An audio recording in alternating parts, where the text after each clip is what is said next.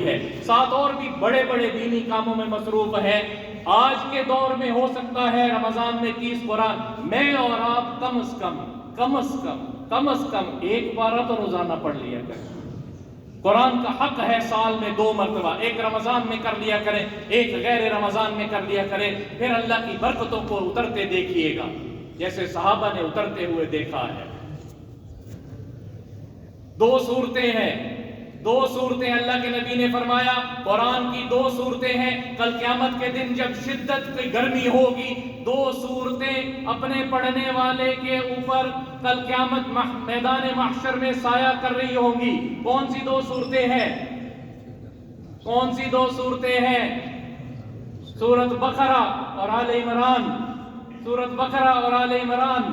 تو بھائیو، اللہ کے لیے دین کو سیکھنا ہے اور اللہ کے راستے میں نکلنا ہے، اللہ کے راستے میں